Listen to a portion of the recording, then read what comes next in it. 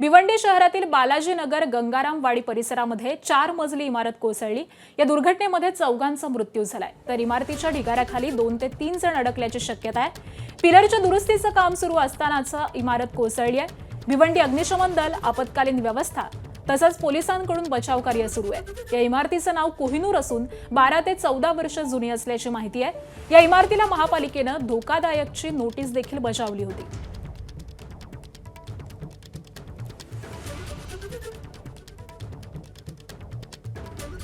भिवंडी शहरातील गंगारामवाडी परिसरामध्ये 4 मजली इमारत जी आहे ती कोसळलेली आहे। या इमारतीमध्ये आपण जर पाहिलं तर दुरुस्तीचे काम सुरू होते आणि त्यामुळे अचानक ही जी इमारत आहे ती संपूर्ण कोसळलेली आहे।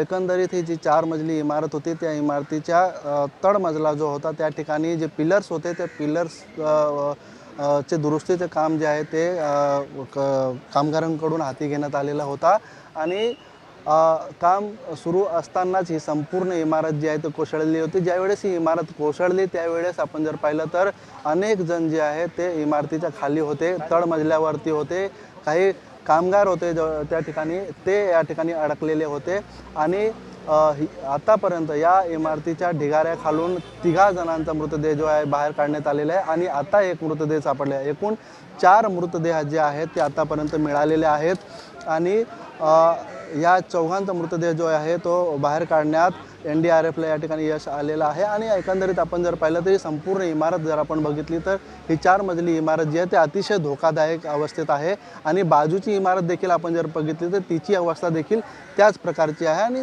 त्या इमारतीला देखील तडे गेलेले आहेत। त्यामुळे एकंदरीत या इमारतीला धोकादायकची नोटीस देखील महानगरपालिकेने बजावलेली होती। असं असताना देखील या ठिकाणी अनेक जण वास्तव्यास होते, राहत होते आणि जेव्हा ही इमारत एका बाजूला झुकायला लागली तेव्हा या ठिकाणी खळबळ उडालेली होती आणि त्यावेळेस सर्वांना बाहेर काढण्याचे आवाहन देखील करण्यात येत होते। अनिल वर्मा, ABP माझा, भिवंडी। ABP माझा, उघडा डोळे बघा नीट।